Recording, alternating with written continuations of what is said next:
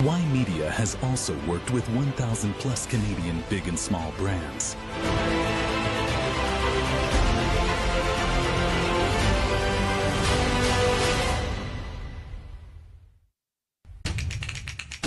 Ymedia Group, the fastest growing media group in North America.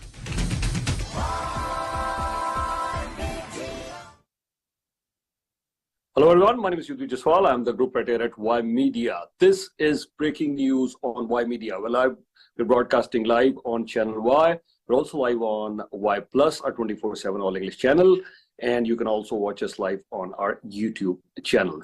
The breaking news that we are listening right now, that yes, the tariffs have been paused for 30 days. Prime Minister Justin Trudeau, he spoke with US President Donald Trump Monday morning, and then there was another call in the afternoon for about 45 minutes. After the call, the news that has reached us is that yes, the tariffs have been paused for 30 days. There's so many other things that has been discussed, but before I go into that, yes, I'd like to welcome our co-host and our lead host for Ymedia Newsroom. At Ymedia Newsroom, we have Ramonaji. Ramonaji, warm welcome. How are you? I'm doing well now, even better knowing, the 30-day that Canada has with the delays on tariffs. It's a big deal. After doing the Ymedia Newsroom and going through the long list of items that would have tariffs for US products in Canada, and of course, what we've been talking about with the job losses in many different sectors with the tariffs on Canadian goods. This is a relief. It's 30 days. We're not off the hook yet. 30 days is a time that, Prime Minister Justin Trudeau will go into details about what he promised, but negotiations are still there, and it gives us a chance to think better on what Canada must do for its future and to never be in this position again. Yeah, you're right. Canada is still not off the hook because first things first, you're right, this pause is only for 30 days, but it still definitely gives us a breather. And then we all know after 30 days, we might get another extension and then we might have to renegotiate, but definitely this agreement is going to be renegotiated next year. The scheduled date is 2026. So we will talk about that. We'll talk about that as well. But there are a host of decisions that have been made. One of them being that we're enhancing the border security. Fentanyl was one of the major issues. It's already less than 1%, but we've still made quite concessions for our US partner. Then we're also discussing a joint task force which will be helping in combating organized crime and so many other issues. So when we look at all these decisions that we're making, Ramonaji, what do you think? Was fentanyl or border security the major issue, or do you think there was also a discussion, and Trump said that earlier as well today, before the discussion, after the discussion, that Canada should become the 51st state of US? What do you say?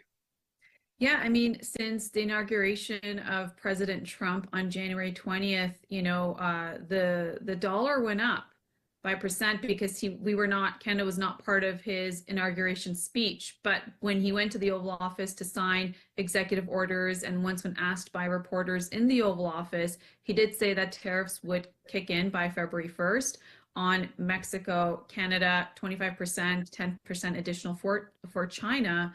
And since then, we've just been speculating, will it start, will it not, will it? And every day as he addressed the issues of tariffs being fentanyl and illegal border crossing, he would always tie it up in his closing remarks saying that, well, Canada won't have to go through the tariffs, the 25%, if it becomes the 51st state, making remarks that Prime Minister Justin Trudeau is Governor Trudeau. These are things he did not say, obviously, about Mexico, and definitely not about China, always about Canada. And once when we announced the $1.3 billion investment to the border, when it comes to, getting tough on fentanyl, getting tough on illegal border crossings, really putting up the stats of what those numbers are in reality, and also even talking about the deficit in terms of trade. It's not 200 billion, as President Trump says. It's more, anywhere from 55 to 65 billion, and that's because we sell, Canadian energy, crude oil to the United States at a massive discount. So some of those reasons. So he always kept saying, if Canada becomes a 51st state, even going on Truth Social as on February 1st, saying, the tariffs will stay in place until Canada becomes a 51st state, talking about Canada being a failed nation because it's been subsidized. A lot of insults, right, for Canada, and a lot of misleading claims. And even until we held our breaths until just a few minutes ago to find out what is this going to mean for Canada as of tomorrow. And who led the way? It was the Mexican president, who essentially negotiated a 30-day delay by promising 10,000 troops to the northern border to make sure that drugs and border crossings. Same thing we ended up doing today. So in a way, Mexico led the way in terms of setting some sort of precedence with President Trump, which we were able to also follow through. But this whole conversation about becoming the 51st state, I think that we should be very clearly alerted by it. It is stark sort of thing to say, a statement to say, which has been repeated many, many times. And I think one thing is with Canada showing that it's also going to put the 25% tariffs on US goods that come into Canada, and it was an immediate response on February 1st. Perhaps it showed President Trump that we're tough and that we're not going to be what the leaders are saying, not be bullied around. And at some point showing a backbone and saying, we've cooperated with the United States, we've been allies for the longest time, and we share the longest border than any other two countries, and therefore we could get along, and we're so intertwined. But also this is a chance that Canada's looking at its own identity, right? In terms of, is Canada making smart choices for Canada? Why does the president of the United States want Canada to become part of America? It's because of our abundance when it comes to oil, fourth largest reserve in the world. When it comes to our minerals, when it comes to our workforce, we're the only country with human rights. We have better human rights. And when it comes to for workers compared to the United States, I mean, here in Canada, you have maternity leave, you have paternity leave, you have compensation, fair compensation. We have access to healthcare. We have access to affordable education. These are things that our Americans don't have the same way Canadians do. And when you compare Canadian energy compared to the other producers like Venezuela, Saudi Arabia, Iran, the rest of them, they don't have human rights records the way we do. So we have ethical oil, we have ethical human rights. We have our Charter of Rights freedom, which is incomparable to all those other nations that provide, our massive producers in the energy sector. So this is a way for Canada, really to look at ourselves and say, what are we doing? Do we sell to the United States Albertan crude oil that goes into the United States for the refineries? What is our strategy in terms of increasing to our pipelines going to BC and exporting to other countries and not having the United States be our #1 client, which takes 60% of Canadian crude oil? What about Canadian energy when it comes to East Coast to West Coast? Why should it go into the refineries into the United States and back into Ontario and Quebec? This is massive, massive things that we're looking at our identity and where do we sit in the world stage? And what about, the armed forces, the Canadian Army? We've had a lot of the leaders talk about where is that strategy. So now we're getting a very hard look at where we are today, and also following suit with what President Trump has been talking about when it comes to getting out of the climate agreements and the Paris Agreement. We're seeing the Liberal leadership candidates talking about, the consumer carbon tax, getting rid of it and coming up with other strategies. So the conversation has shifted completely. The Canadian identity in terms of on a federal stage has also shifted the conversation. We do have till March 5th of 2025. This is still before there is there is a Liberal leader in place who becomes the next prime minister, because the Liberal leadership race is on March 9th. So this is a few days. So we're going to have Prime Minister Justin Trudeau still at the helm of affairs to see how things go. There's a lot of speculation as the strained relationship between Prime Minister Justin Trudeau and President Trump, even from the first administration. Is that why, Canada is just kind of sitting there? Meanwhile, Mexico has done a better deal, it seems like, but it's a relief to hear that there's 30 days. But now what we would like to hear is, what are these leaders going to do in these 30 days? What's the plan for Canada-US relationships? What's the plan for Canada in terms of the national stage? And for these, we have trade barriers between our provinces and territories.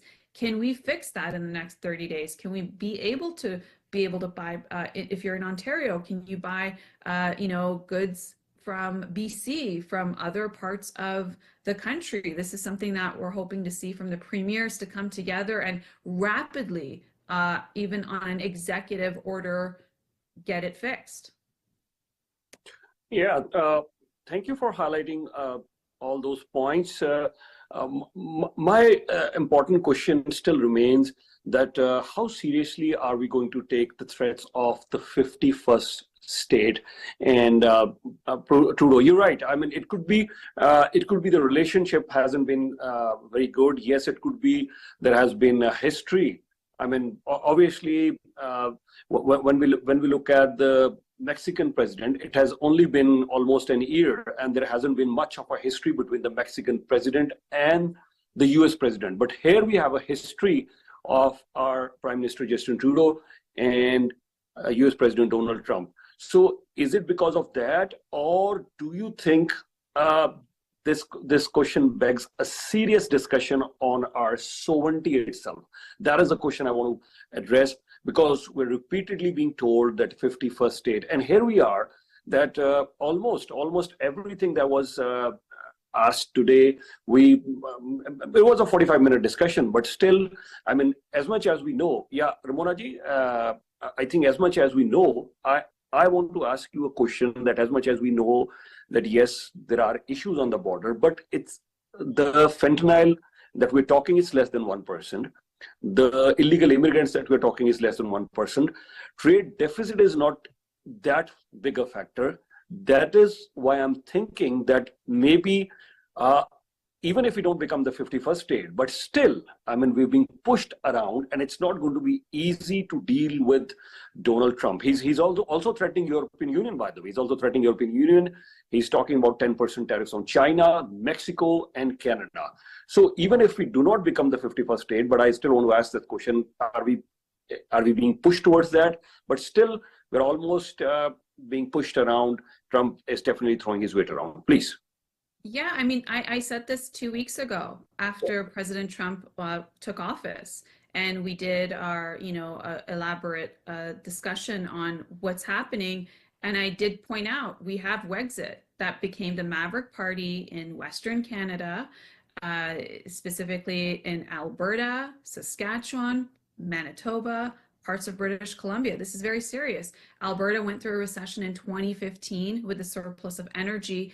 And that you saw that in that election with Premier Notley and Jason Kenney, and that was a massive issue with Albertans saying, they went into a recession, people lost their jobs, and then there's the transfer payments that Alberta pays for the rest of Canada, and so it's a very serious matter, and I highlighted this as early as 2 weeks ago, saying that in 2019. The movement, the grassroots movement in Alberta, was that it was talking about like a separatist movement of leaving Canada, because when it comes to federal laws like Bill C-69, which many would dub as the anti-oil sort of law, it made the whole grassroots movements look at, why are we staying part of Canada when we really just want to go to work with ethical oil, and we just want to be able to work and earn a living. And so, yeah, political movements start when people are not doing well, when there's economic threat and you can't afford to meet your basic necessities. Well, people will be motivated to have these discussions and these ideologies. Now, in 2019, that was a big election because Trudeau was, got a minority, and then subsequent to that, again in 2021, got another minority. And talks have now, slowed down on the Wexit that turned into the Maverick Party. But I think who Donald Trump, and I said this a few weeks ago, I think who he's talking to is not Ontarians. He's talking to people in Alberta and those neighboring provinces that will be directly impacted if we go into a massive recession. there's a projection of with the tariffs, Canadian GDP, shrinking by 2.6% to 3%, and then if we have tariffs on American goods, anywhere up to 5% is what economists are saying. So we're looking at a very bad situation for Canada. And so I think that's who he's talking to. And I think Ottawa has a responsibility. I don't know who's in charge. Like we're in a situation where everybody's up for an election and everybody's grabbing power right now. But whoever gets in charge in Ottawa in terms of the prime minister, whether it's the leadership race and then it's a general election, they need to reach out to Alberta and those provinces that are going to be highly affected in the energy sector and figure out a plan for them to make sure that Canada stays united so they are able to have jobs and they're able to make sure that they're able to export Canadian crude oil, and maintain that energy sector. For a long time, Albertans have said that there's the triangle of power, which is Ottawa, Toronto, and Montreal, and that, virtually Western Canada has been ignored. And we got to listen to them. We got to listen to other Canadians in different parts of Canada. We've seen, most of the prime ministers come out of Quebec. And even though Quebec had a separatist movement, we had that referendum back in the 90s, but, Quebec interests have been met in many ways. They even have their own political party, right? The Bloc Québécois. So that was what the Maverick Party was moving towards, saying we need to have our own party representative in Ottawa if we want to have our needs met. So I think it's a critical time with, President Trump is hinting to something, a weakness in Canada in a sense of what is happening in Alberta and those neighboring provinces. And Ottawa has to really pay good attention and make sure that those needs are met, concessions are made, and that Canada is united. I know so far we're talking about the premiers now being united, but hey, the trade war hasn't even started yet. So yeah, I think we should take it very seriously. Yeah, I think you're right. I mean, there are so many challenges here, starting with the Alberta or Western Canada that you've been talking. Yes, there are challenges, and I think we weren't really united because I clearly see that when there were discussions with the Premier, when the Prime Minister had Alberta's Premier Danielle Smith, she flew to US, she had her own meeting, and then that was not really appreciated. And Prime Minister Trudeau, he clearly expressed that he didn't really appreciate that. And then the joint declaration, wasn't signed together. They didn't sign the joint declaration. Danielle Smith, she didn't sign that. And now she's still saying it's not good for Trump to impose the tariffs, but the Alberta's Premier Danielle Smith, she is claiming that maybe because of her diplomacy, they've got some sort of relief, 10%. But I think the U.S. Gas stations, they would have seen an immediate, increase. I heard there was some sort of increase there already. And Canada, where are we going to take our crude oil? That's definitely a question. But then where is U.S. going to get that crude oil? But I think somebody must have definitely discussed this as well. I'll talk about U.S.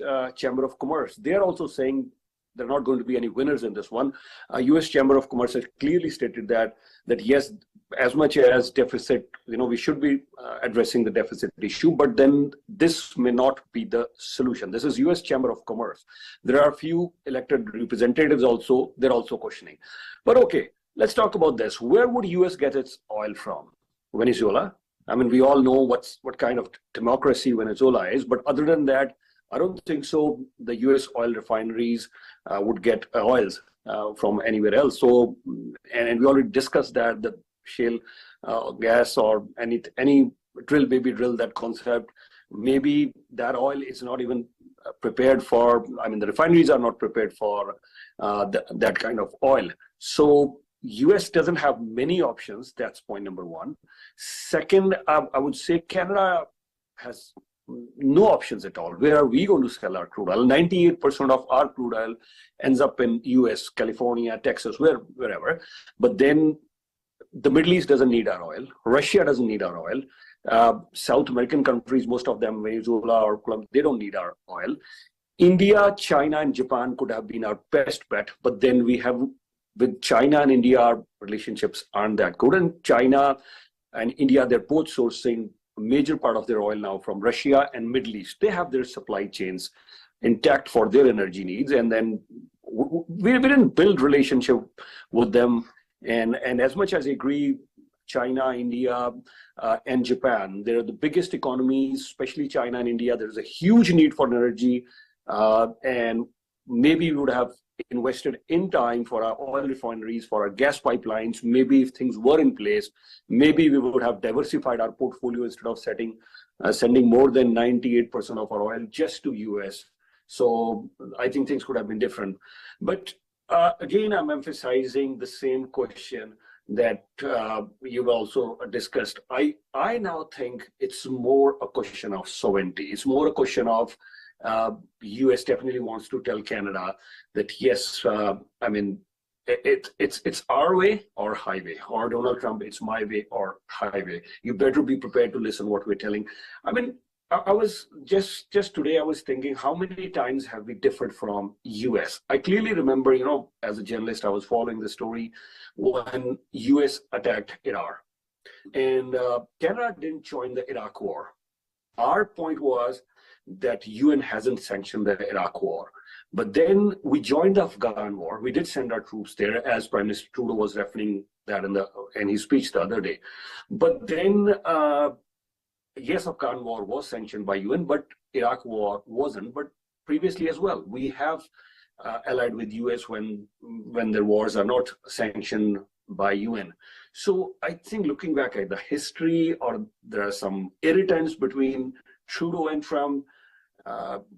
These are the chemistry we all know is not at all right. So I think with all this going on, US definitely wants its say in Canadian affairs that, okay, if you're an ally, we are protecting you. You're relying on us for our military supremacy. You're relying us on for our economic reasons. Then, you know, better listen to us. That is the point, rather than fentanyl or border security or illegal immigrants, or even trade deficit for that matter. That is a major issue, I think, now. Well, I think he's made it clear from day one, put 25% tariffs on Canadian goods and just 10% on Canadian energy. So he's already, that's the plan, right? So it 10%, okay, goes on, we sell below market rate to the United States because we don't refine our own oil, they do. And therefore what they get, in 100 billion, they make 300 billion on it because they refine it and they're able to make that surplus. So that's, it's already there. I mean, our hands are essentially tied. And I think it doesn't matter if, once when Trudeau's gone, whoever the prime minister is going to be, first from the Liberal side, and then, then in a general election, whoever wins that general election, I think it's the same stance because, he saves on 10%. And we're not even saying we're going to add an extra tax on Canadian energy. It's not, off the table. And we also want to make sure that since there are only really customer, we sell very small to the other countries, but really our only customer is the United States. We don't have infrastructure to have other customers as of yet. To the same rate. So our hands are tied. So if he goes 25% tariffs on goods to 35%, whatever number he chooses to, and then has a reduction on the energy sector for Canadian energy, he's already set the terms.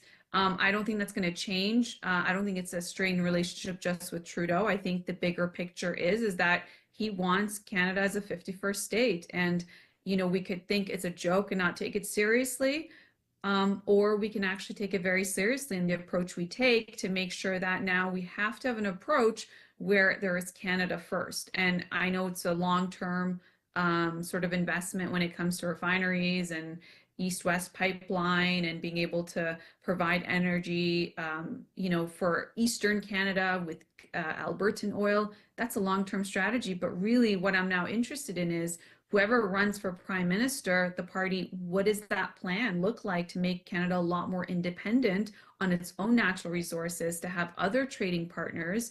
What's the trading relationship with the United Kingdom, with EU in terms of, what does that look like? And then having a better trade agreement with, not agreement, but trade with Mexico and other countries.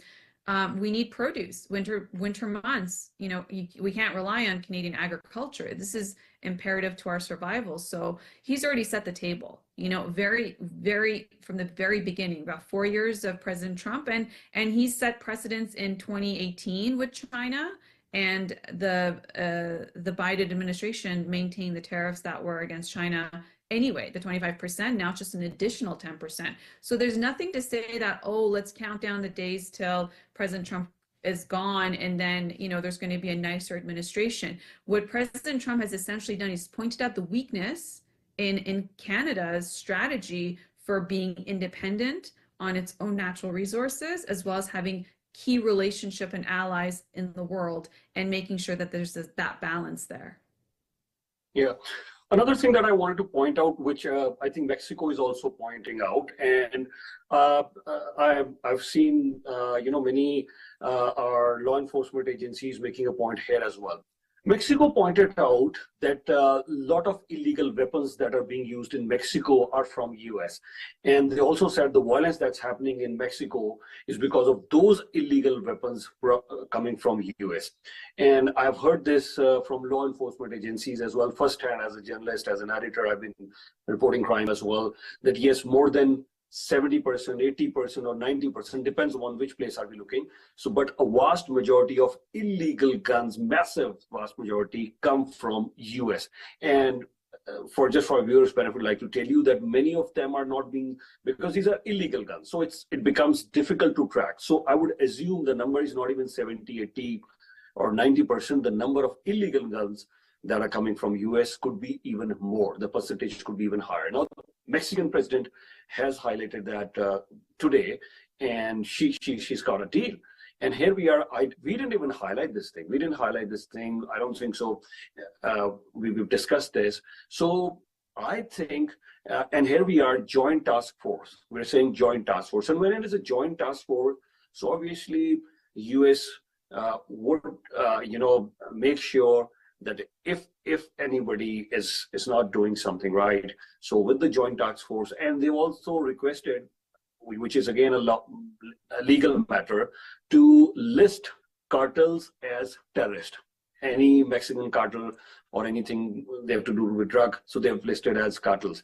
I think there was also a discussion, because the sovereignty point was also discussed. It's being discussed in Mexico as well. Why I'm talking about the sovereignty point being discussed in Mexico, because I think there was also a suggestion that US and Mexico could jointly target the drug cartels in Mexico, within the Mexican border.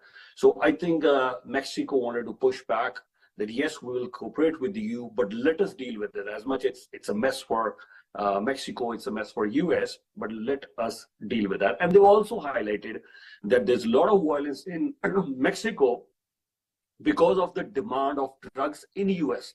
That was a very important point that the Mexican president made. So among all these things, what is your takeaway? Because whatever you is saying, joint task force, list this many your forces, this much investment, helicopters, 1.5 billion has already been invested. So as if we are listing all these things that US has said this, we've got a 30-day relief, but we are doing all this. We have not listed anything that other than the 30-day relief, that this is what US will be doing, whether it's the case of illegal guns, or maybe, US hasn't given us any concessions whatsoever. Yeah, and I have to say that everything that's being talked about today, we've been talking about it in previous elections. It's an ideology that the Trudeau government has had in the last 9 years when it came to illegal guns. I mean, when they talked about banning firearms, specific ones, when they had, buyback programs, it was always the conservatives that said, hey, our problem is with the illegal guns that come through the border. And even if you ban certain firearms, that doesn't relieve the problem when it comes to the guns that are killing, the people that are using the guns that are killing people. Those are illegal guns. We've been saying that in many different elections. I can go back as far as I was saying it in 2019, even when I came for a debate at Ymedia as a conservative candidate. This isn't anything new. We were talking about, even back then, talking about 6 years ago, when we talked about consumer carbon price, We were talking about, not punishing the end consumer, and that it doesn't really fix climate policy anyway, because climate change doesn't get fixed because you're paying a fee on carbon. And we've seen fast track of what we've seen around the world and even in Canadian climate. So we were always saying this. It's just interesting that, you have a president that has come into office and is now highlighting the very same things that other parties, opposition parties to the Liberal Party, have been saying on many different elections.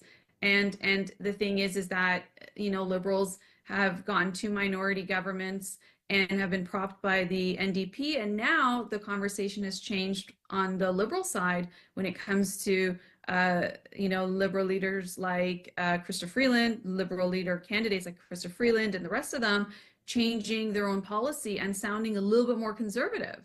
And so it's good day in Canada that now we're seeing eye to eye on many different things about where do things sit. To say, oh, we're going to have, complete EVs by, a decade from now, it didn't make sense. Even the, $20 billion investment in EV batteries. Okay, well, how if countries don't have the infrastructure to support it?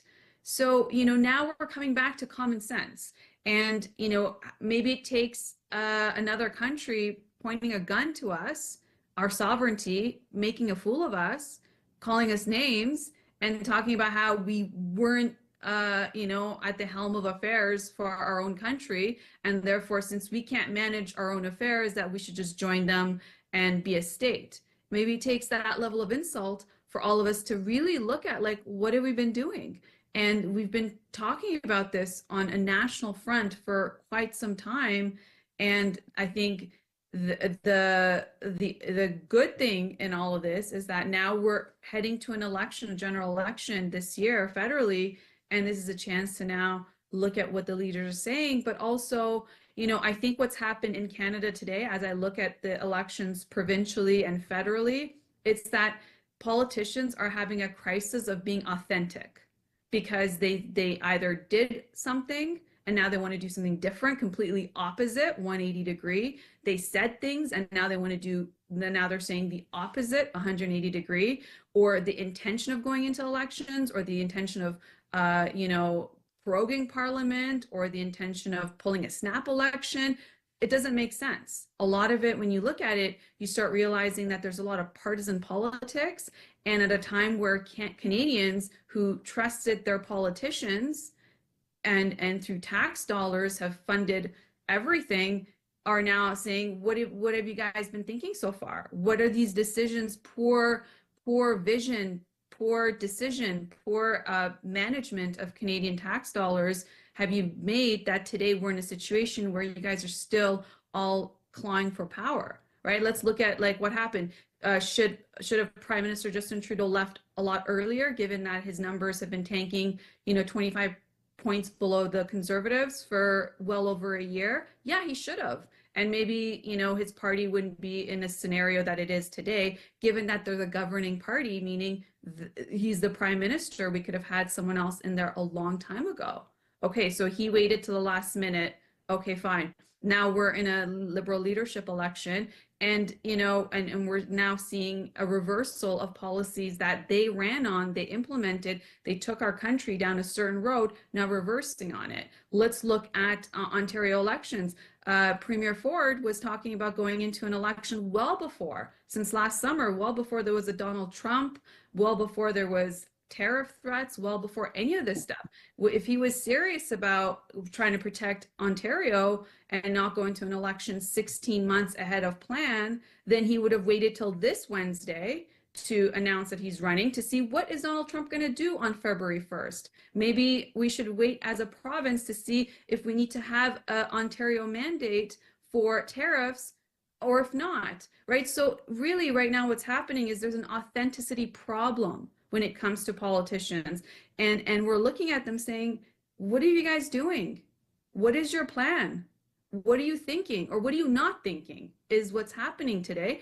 And so a lot of it is that, we had to have President Trump come into office and really pull the curtains on what we haven't been doing, and we've been caught red-handed. If anything, this isn't just between United States and Canada. The world is watching this. If you go on any social media platform, this is trending. If you look at news in any international news carriers around the world, they're covering this. And yes, thank goodness that on February 1st we had some announcement to show that we're tough. But come on now, he's laid out the plan. Tariffs on everything except energy, because they need energy, and we need them to take the energy, because if they don't take our Canadian crude oil, we'd be in a worse off situation. So we actually need them more than they need us, to be fair, to be frank. We do, because we don't have anyone to sell to, and we have abundance of oil. And so I want to hear from the leaders like NDP Jagmeet Singh. I want to hear from Trudeau and all his cabinet who are against Alberta oil. And today we're saying, oh no, we're not going to put a tax more than 10% because we need them. We need them. We need the United States. And you know what? It's 75% of our exports go to the United States. What is this? If we put a tariff on them, it only hurts Canadians. Okay, it makes us look tough for 5 minutes. And then what? When you look at the list, when you look at hundreds of pages of items that is going to be tariffed on American goods in Canada, what are Canadians supposed to buy? And then there's the argument of things that are made in Canada are more expensive than things that are made in other countries, including the United States. So not only can we not buy the things from the United States because of the tariffs, or pay a little bit more, or pay even more for Canadian goods, products of Canada, made in Canada. So yeah, this is a defining moment for Canada, and where it sits in the world, where it sits with our neighbors. And 30 days, okay, a sigh of relief, but in 30 days from now, we don't know what's going to happen. So this is a greater prospect to look at, not just, President Trump just highlighted what we haven't done on the job, and now it's up to us.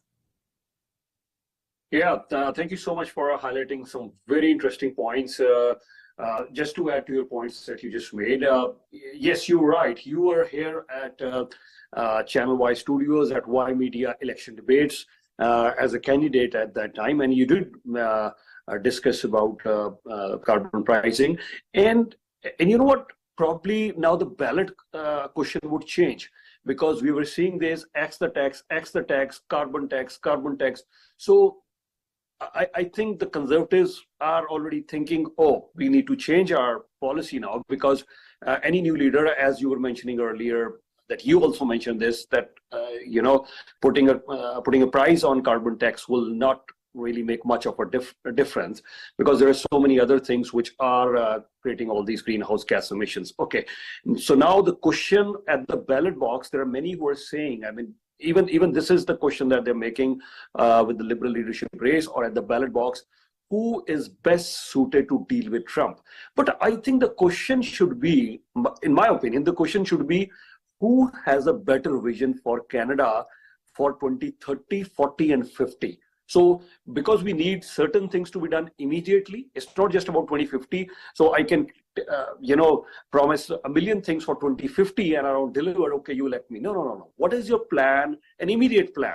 Immediate plan is very important. That this would be my immediate plan for 6 months, 1 year, and this is where we're going to lead the country by 2030. Fine, this is an immediate plan from 0 to 5 years. It has to start from 0 immediately when whoever becomes the prime minister. So we need to clearly understand that plan from 0 to 5 years is a plan for 2030. That's important dealing with Trump. But Trump is not going to stay forever.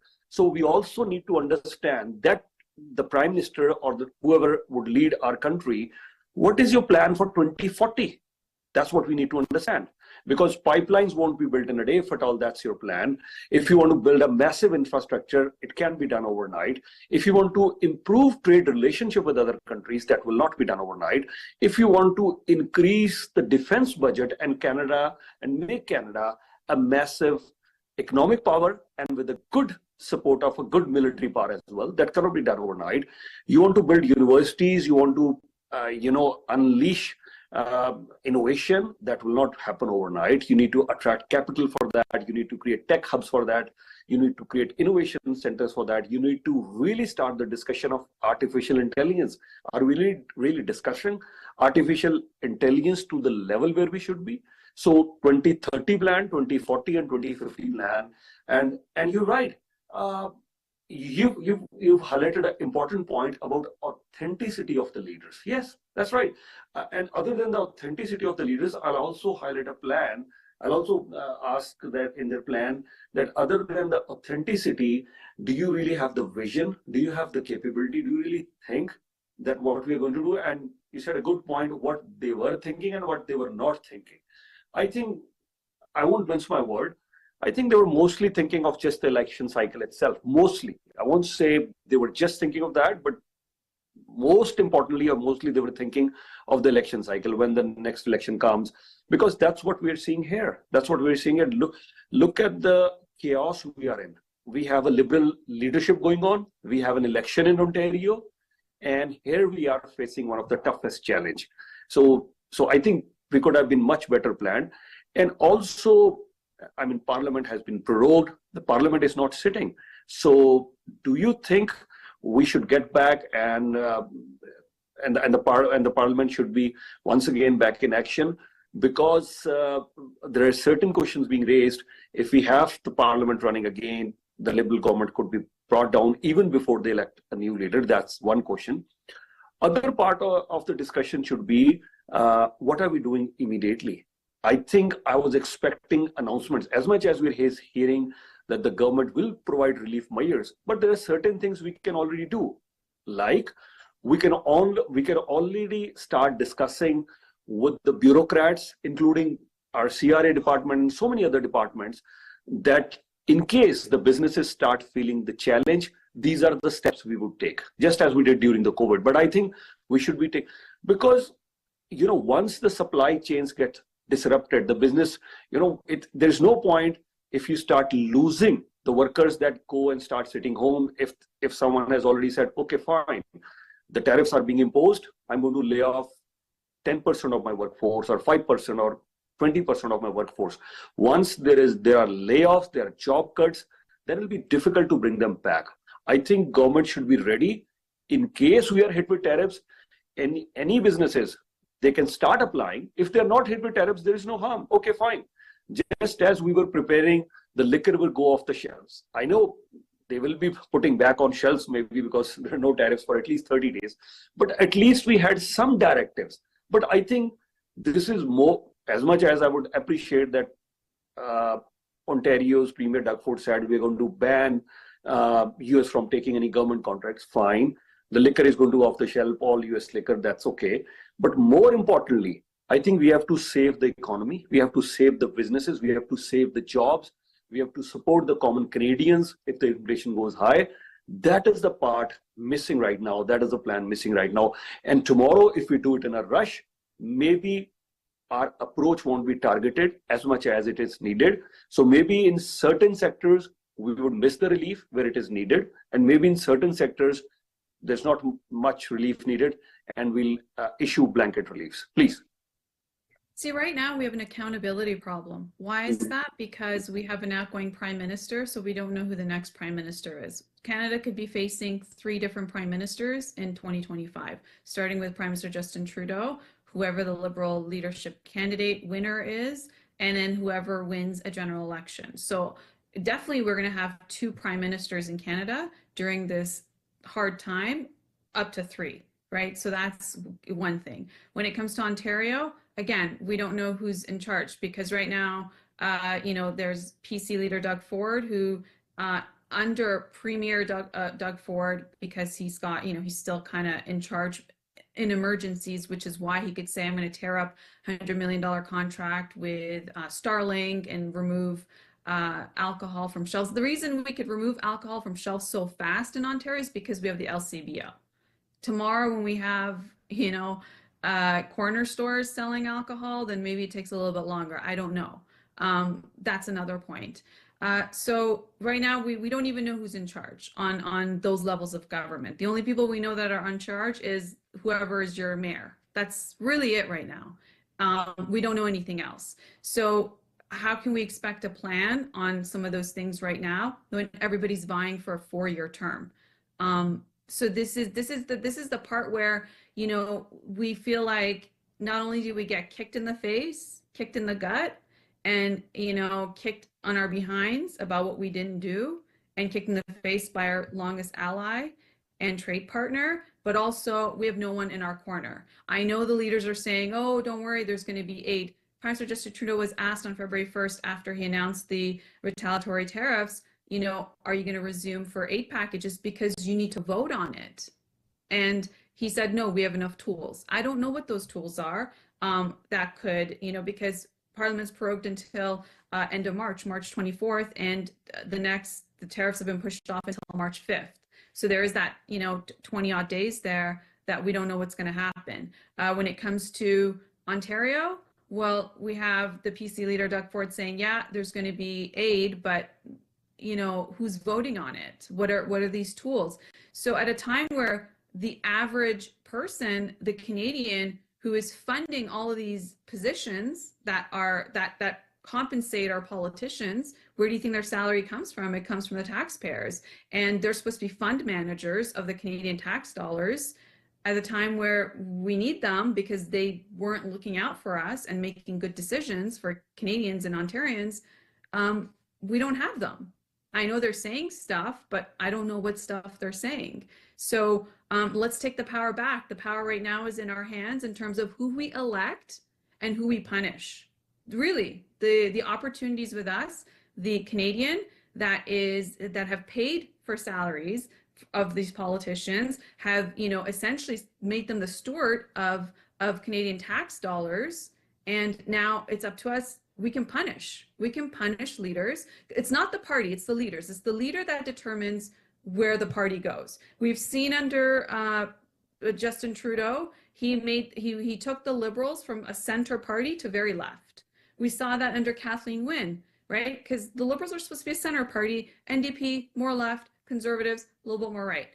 It depends on the leader where they take the party, based on the policies they implement, based on their ideologies, based on their vision. Really, it's up to the leader. So now here's our chance to say, okay, who do we think is the best leader now, because they're going to shape their party and shape the vision for Ontario and for Canada. And that's it. And we have to ask these tough questions. We're fortunate in media because we get to ask questions from these leaders who want to be able to come on the network to get some viewership, to spread their message. But really, I think we got to dedicate, far more airtime to talking about what these leaders are going to do and really highlight what they haven't done. And today I want to highlight again, we have an authenticity problem when it comes to our politicians. You know what, why Donald Trump got elected with a majority mandate, the House, the Senate, and everything else. And it was after so long, got the popular vote, a Republican, presidential candidate, is because he didn't have the authenticity problem. Donald Trump has said and done what he said he was going to do. And whether you like him, whether you dislike him, whatever you feel about him, one thing is true, is that Americans and others will say, non-Americans will say, doesn't have an authenticity problem. This guy says what he's going to do and he does it, and he speaks very simple, very straight to the point, and he's not even diplomatic about it. And that's why people trusted him to put him back for a second term. It's very rare for a president to, not be in office and then get reelected after a term in between with another party. So that's why he's able to accomplish that. So now I think it's increased our appetite for who are these leaders? Why do they dance around serious questions? Why can't they speak openly? Why do they flip-flop on their words? Why do they say one thing and then come up with another PR sort of conversation about why they're doing what they're doing? Like Chrystia Freeland has a massive authenticity problem right now. She's trying to put out, statements on what she's going to do if she becomes Liberal leader and prime minister. Meanwhile, these are all her policies. She is the Liberal establishment. She is the Ottawa establishment. So, it's at a time where, can you please not lie to our faces? Can you please not make up stories that sound good as sound bites? Can you not say things that, 30 days ago, 60 days ago were not the case of what you were saying or your on your track record? And I think this is where we're at. So the power is with us, now the voters, because they've all given us an election. They've all given us an election. Instead of doing their jobs, instead of getting out of the way in time, such as Prime Minister Justin Trudeau, he could have done this last year. We would have had a prime minister maybe a little bit more clear on what all this means. Had Ontario gone into an election when they're scheduled to next year, then we wouldn't have these issues, but we'd know what's going on. But now that they've given us the opportunity to vote, then let's vote. Let's vote in terms of who we think is going to be the authentic politician. And you know what? Unfortunately, we're not like the United States that have midterms elections. They have midterms elections, and so they're on their tippy toes. Like Trump is having his 100 days in terms of nobody saying anything to him. But guess what? In a year from now, when some of those Republican seats are up for midterm elections, things are going to shift very fast. And in in Canada, with our system, we go to elections every 4 years. And so I think right now the opportunities with us, and I think as Canadians, we really can take out a level of our frustration, level of our anxiety, and really the big questions in terms of who we punish at the polls and who we elect.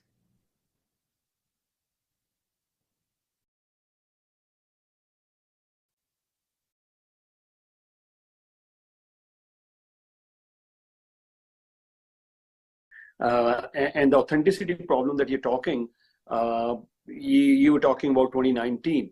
So two questions for you. When you're talking about an authenticity problem, I want to also touch upon, we could have easily swapped, the campaign manifestos for Liberals and Conservatives, and not many would have known. And the same for 2021 federal elections as well. Why I'm saying that, okay, what do I pick up? Let me pick up, other than the carbon tax or a few very minimal things. The most important thing that you mentioned yesterday as well, that yes, you know what, I had a debate with former Cabinet Minister Navdeep Bains as well. I still remember he was saying that when Harper left the government, and you mentioned $3 billion surplus, but he was mentioning it was a $1 billion deficit. So I said Navdeep to Minister Bains, now he's a former minister. So we had a discussion. I said it wasn't a $1 billion deficit when Harper left, it was a $1 billion surplus. So we had an interesting conversation, and later on we agreed. I said it's a $2 trillion economy, 1 billion, as Mr. Bains, you were mentioning, it was a 1 billion deficit, but I was mentioning 1 billion surplus. Doesn't matter. But the point being, at least they gave you a balanced budget. Now, what did you do with that? That's the question I'm asking. The second point, 2019 election, 2021 federal election, in both these elections, we couldn't see in the manifestos, when are we going back to our balanced budgets? No, there wasn't much mentioning of that. And even as we speak today, I don't think so in another 3 to 4 years, we would have a balanced budget. So your question, you started from authenticity, and now you're putting another point, that's accountability. So now from authenticity to accountability, yes, you're right. I mean, who would sound authentic when they present a plan? Yes, we must address that who really authentically believes their vision, who really has a plan for implementing the vision. We can promise a million things. We can promise not just a moon, but this time let's promise the stars as well. We could promise galaxies, but that's not going to make a difference if you don't have a plan in place, number one. Number two, when you're talking about accountability, yeah, we all know Trudeau is the end of his political career.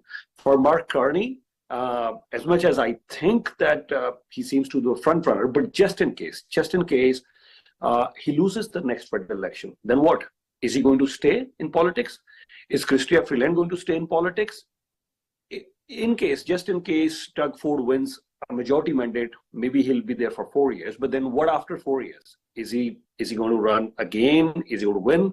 So who is going to stay in the long run to fulfill his promises? What I've seen in the past is people are there, running in the federal politics, then suddenly they lose their seat, they go provincial. If they lose the seat in provincial, they're going to municipal. So it's all a recycling business. And by the time, nobody can tell them that you haven't done that while you were an MPP or a cabinet minister at the provincial level, they say, oh, that part is gone. Now I'm an MP or I'm at the municipal level.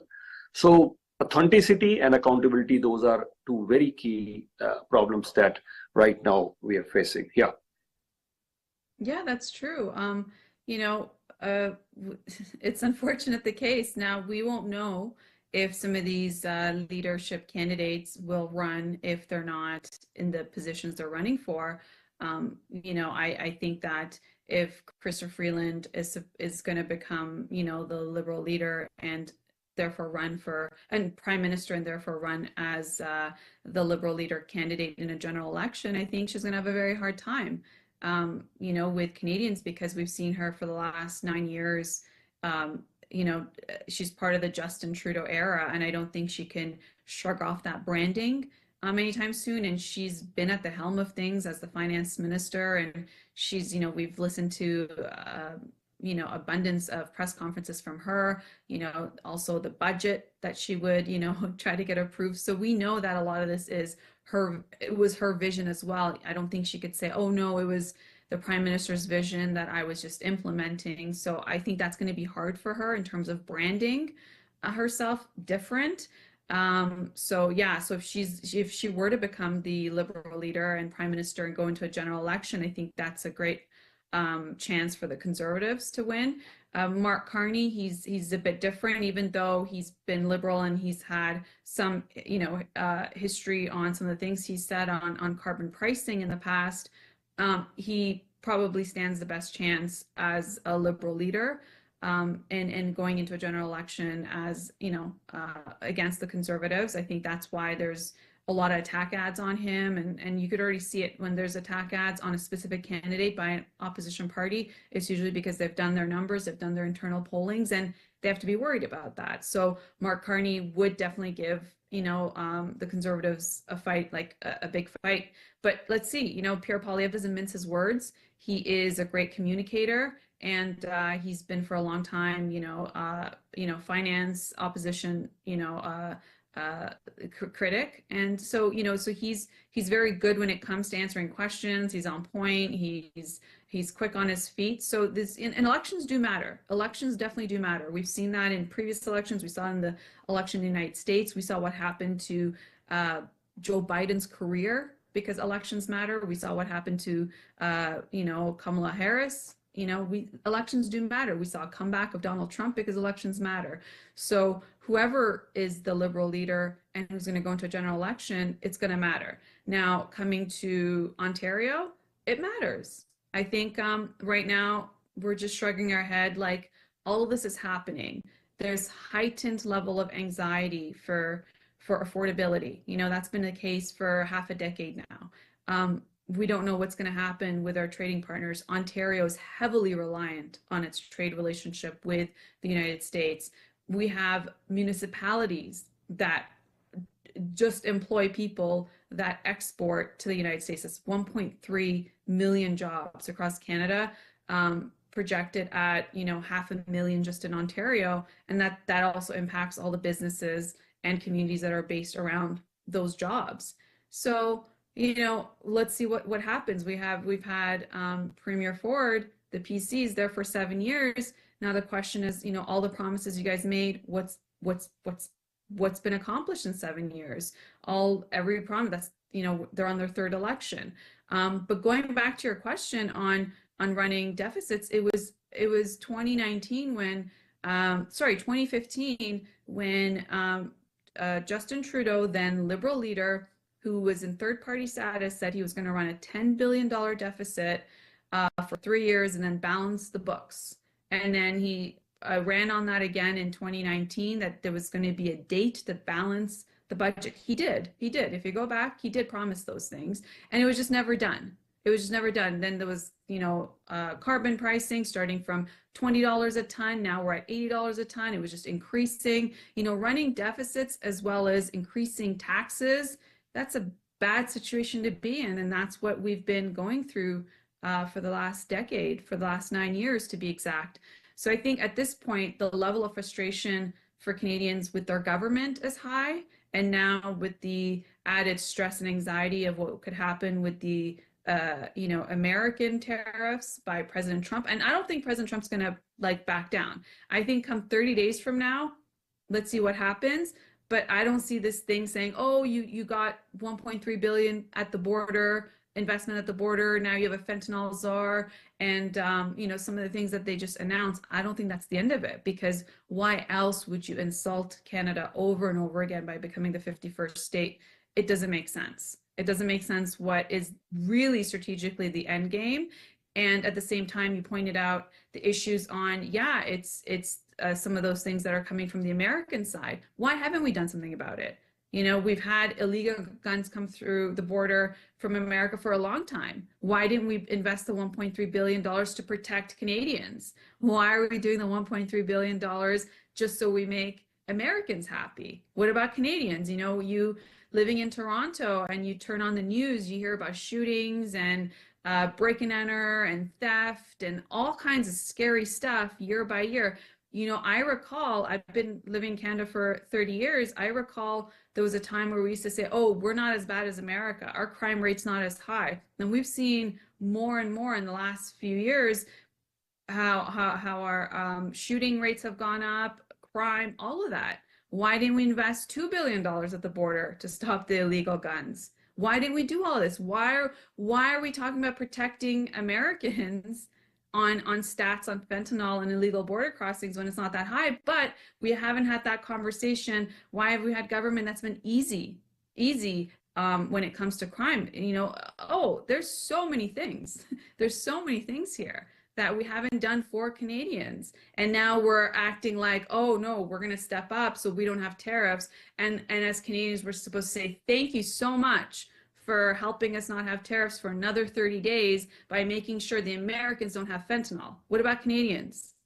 You know, law enforcement, you know, if you look at the stats for law enforcement, what they've had to go through since even COVID times, you know, in terms of all the calls they get to houses when it comes to all the many problems. We have legalization of marijuana border to border. America never did that. There are states in America that have legalized marijuana, but America as a whole hasn't legalized marijuana in every state. We did that. We rolled that out just like that. In fact, we rolled it out so fast that we had to figure out what it means in terms of the sanctions in our criminal code, and then talk to our partners in the South. We've done so many things, and we haven't addressed the problems in Canada. So now it takes another foreign leader for us to take a look at ourselves and say, hey, what are we doing here? You know, and how are we protecting Canada? And so this 30 days is a grace period. By no means is it the end. And this isn't going to be Justin Trudeau's problem. He's gonna go off to the sunset. He's going to be done in about 5 weeks. You know, he gets to be tough on America on February 1st with retaliatory tariffs, which really end up hurting Canadians because we consume so much American products. And then, okay, so he got us a grace period of 30 days after the Mexican president did it first. And so, okay, great. And then who's after him? I don't know. What does it mean? I don't know. And that's the sad part, because we have no clarity, because we don't know who the leadership is on any level right now. The only leader I know is my mayor. That's it. And let's see what that means on a municipality level. But really, the sort of level of conversation we're having in Canada right now is a federal conversation. And then after that, it's a provincial conversation we're having. And you know what? Bonnie Crombie, the Liberal leader, she kept saying, and even NDP leader, opposition leader, Mayor Stiles saying, you know what? We don't see other premiers right now going into an election. We haven't. Today, if you look at the news, all the premiers from every province talked about what they're going to do. Our premier, who's now just the PC leader, okay, talked about a few things, but he's asking for a 4-year mandate. No other province or territory is in an election right now. That is not even scheduled election, as a snap election. So yeah, I think as Canadians, we're a bit angry. I mean, I know I am, because none of this makes sense when we have a president who is fast moving, who is immediate, who is doing what he said he's going to do, and he's changing the face of how politics is done. He's changing the way trade is done. He's changing the way our economic system is run. He's changing everything that we predicted on when it comes to trade, when it comes to our GDP, when it comes to doing business, when it comes to all of it is changing. And he's even going to reduce corporate taxes. He's bringing more jobs back to more companies and manufacturing back to America. What he's doing for America and how bluntly he's doing it when it comes to other nations. You know, like the European Union met today because they're scared. They don't know what they're going to do. The Panama, they had a meeting there. Marco Rubio was there when it comes to the Panama Canal. Greenland, he didn't even take office yet in terms of his inauguration, and they were already on their pins and needles. Canada now needs to have a message and action on not being in this position in the world stage, right? So when we want to do trade agreements and when we want to have better partnerships with other superpowers, you know, we have to show something different than what they're seeing right now of Canada.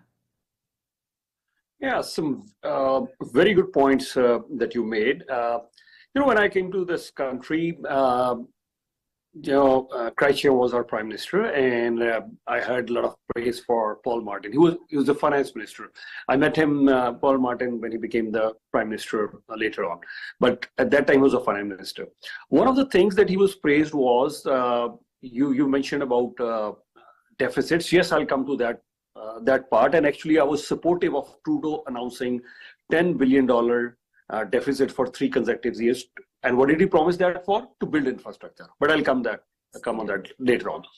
So I wanted to study as a journalist, and I was new to this country, that who is this guy, Paul Martin, and why is he being praised so much as a finance minister? Because when I was in India, there was another finance minister at that time in India, and the guy's name was Manmohan Singh, who recently passed away, and eventually I came to Canada, but then he went on to become the prime minister of India. And Manmohan Singh was also credited for being one of the best finance ministers India ever had.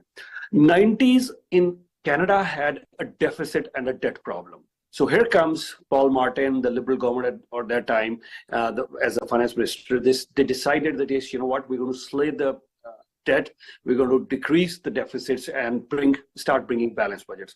And they were quite successful in doing that. Let's give credit where it's due. And that's why the reason that when I came to Canada, everyone was saying we have a very good finance minister, Paul Martin. And people said that. The similarities between Paul Martin and Dr. Manmohan Singh, both were excellent finance ministers. Paul Martin didn't last that long as a prime minister. Dr. Manmohan Singh, he served for good 10 years, but people said he wasn't that good of a prime minister. These are the similarities. But that is where everything ends. After that, what happened? Stephen Harper came. Yes, he had the financial challenge of the financial crisis in the year 2008, 9, 10. But still, that time he had the challenge. But by the time he passed on the baton in 2015, we had almost a balanced budget, maybe $1 billion deficit or surplus. That's always up for debate, but in a $2 trillion economy. Here comes Justin Trudeau. He was third. His party was third in terms of polls. And in the first debate, Justin Trudeau announces that we are looking for a deficit of $10 billion, $10 billion surplus, deficit, that's what he announced, for 3 years for building infrastructure. I was listening to the debate, I got excited. I said, yeah, it's great.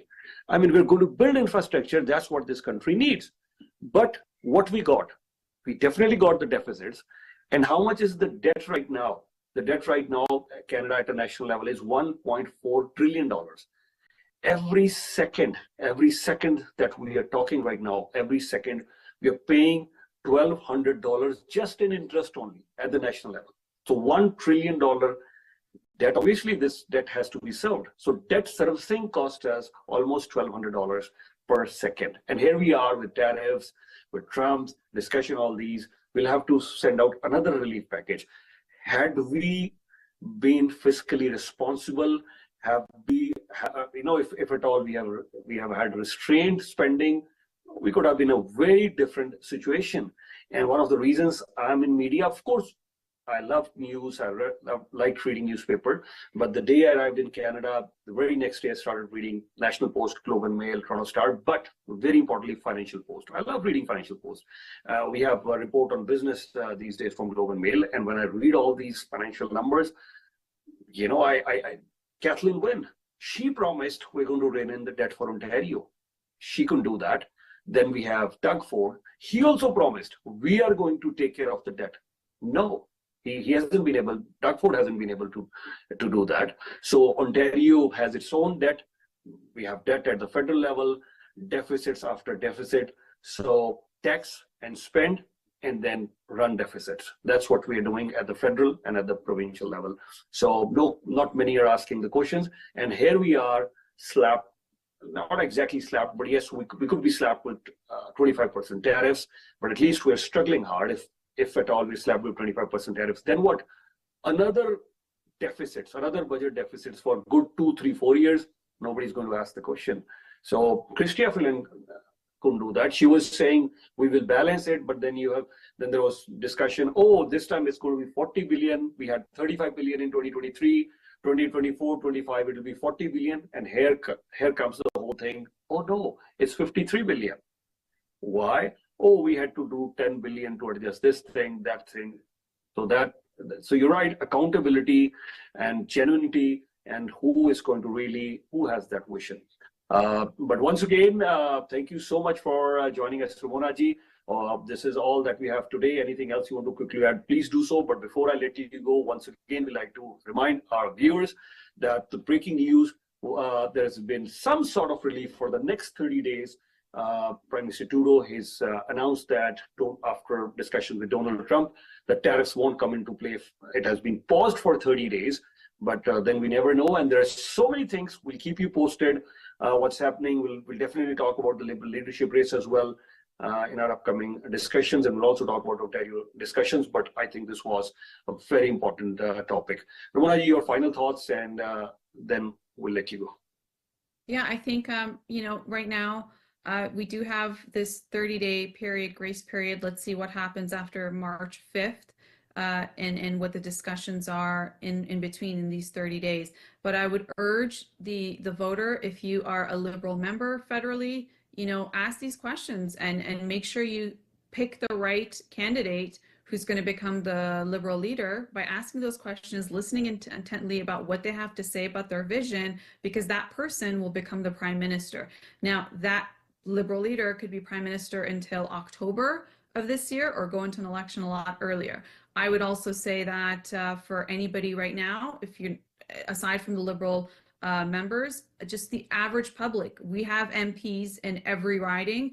Contact your MP, ask them the questions. What is our government planning to do? Ask them. I would say make sure we flood them with calls so they understand that we are not just letting them off the hook. We want to know what's going on. So whoever your MP is, if it's a Liberal, NDP, Conservative, Green Party, whoever your MP is, start contacting them, start asking the questions about your industry, about trade, about what it means for your community, about funding, all of those things. I would even say on a provincial, right now we're in an election, start contacting the candidates, right? They're running candidates in all the ridings. 124 ridings are up for play right now in Ontario. The election is scheduled for February 27th. Start asking questions of the candidates. If the candidates do not get back to you after you've sent them an email, after you've called them, if they don't show up for debates, if you don't know anything, don't vote for them. You don't know them, because they're supposed to be able to answer back. They could say, oh, we were so busy. Now, if it's an incumbent, they weren't so busy in election year because they were there for years. They were here for previous terms. If it's a new candidate, I would say definitely send the email. Have that stamp. If you send an email, you've sent on a certain date at a timestamp. If you get an answer that qualifies them for you, then there you have your answer to who you should vote for, because we can vote right now with mail-in ballots, and there's advance polls that are coming around. And if you don't get an answer, don't vote for them. Our vote is very expensive. Do not give it away for free. Do not give it away because of obligation or because you feel bad or because someone told you to do it. Ask the serious questions. Everyone, if you're running a business, if you're working for a company, this is going to affect you. The tariffs are going to affect you no matter what industry you're in, because there's retaliatory tariffs. If you are a student, this is going to affect you. What's the likelihood of whatever you're studying, whatever you graduate from, if you're going to have jobs in those markets? And it affects you, of course, because you're a consumer at the end of the day. It affects every Canadian. So do not give your vote away for free. Do not give it away out of obligation or because someone told you or someone gave you advice. Contact them. I would love to see these candidates get flooded. MPs get flooded with calls and emails. Candidates provincially who are running to become your next member of provincial parliament, also get flooded. If we don't hear back from them, they shouldn't get the vote. And you know what? It's going to show, because this is not acceptable. This isn't the Canada we all came to. This isn't the Canada we've invested in. This is not the trajectory of what we strive for Canadians. Canadians are proud. Canadians are highly educated. Canadians are good workers. Canadians abide by the law. Canadians care about other Canadians. This is the Canadian identity, not this like come and go schedule for the politicians who are supposed to be fund managers of our tax dollars. The amount of waste, scandal, just random announcements, no end dates, no finish on time or late, nothing. What is this? Like, this is just absurdity. We would never tolerate this in the schools. If students behave this way, we would never tolerate this in business. If your colleague or if your superior or behave this way, we would never tolerate this. Even running a business with vendors or customers, like, this makes absolutely no sense with our low level of service we're getting by our public servants. This is just inadequate service. I'm not talking about government workers. I'm talking about our politicians who set the schedule, who set the agenda, who make the laws. They make the laws that the police have to enforce. They make the laws that lawyers have to go argue on in court. They make the laws that judges have to interpret. So they have a very big position. And if the candidates are not qualified to ask for your vote because they don't have the work experience, they don't have the education, they don't have the comprehension to understand what is at stake, what Canada is, where Canada is going, what are we doing on a provincial level? Province is responsible for education and healthcare. If in your province, doesn't matter where you live in Canada, if your education and healthcare is not up to standard, they have failed you, my friend. As fellow Canadians, we need to expect better. As we expect ourselves or our kids to do well in school, to graduate top marks or to get into the best schools, or as we expect as Canadian workers to perform, or as business owners, we expect the revenue and bottom line, we should expect the same thing from our politicians. And this is what I urge you. So please contact your local MP office, please contact the local candidates for MPP, because you know what? You have the say. We have the say because the vote is with us. All right. Thank you so much for those very good points. And once again, we'd like to tell you, Ymedia Newsroom. We are live every day on channel Y and Y Plus both, and also on Y Plus YouTube every day, 4 p.m. 4 p.m. we're live. But today, I think we did an extended show. Sim and Ramona ji leads that show, but I joined the show today simply because we had this breaking news. So sometimes this will be an extended show. So every day, Ymedia Newsroom, we will be live 4 p.m. 6:30 the local programming, 7 p.m. it's News 360, 7:30 then we have again the Ymedia live show. So a lot of live shows are running, and we do live show starting 8 a.m. in the morning. Once again, like to remind you, channel Y 24/7 in Punjabi, Hindi, Urdu and English. Y Plus, it's a 24/7 all English channel. So wherever you are, if you haven't saved both these channels in your favorites, please do so. Channel Y, Punjabi, Hindi, Urdu, and English. Y Plus, 24/7 all English channel. If you need any assistance in saving these channels in your favorites, please call 416-475-5000, or you can even text 416-475-5000. And every day from 8 a.m. to 2 p.m., Ymedia is live. So live means as we are live right now, the reporters are live, the hosts are live, the anchors are live. So that's what we are live from 8 a.m. to 2 p.m. 4 p.m. Ramona ji leads the program Ymedia Newsroom. Then there is 6:30 local issues are discussed, and 7:30 we have different hosts every day from 7:30 to 10:30. Again, it's live. So live is always good. I know you were interviewing one of the leadership candidates today, Karina Gold, and because you were live interviewing her, the news broke, and then you asked her live that yes, this is the news, and I think she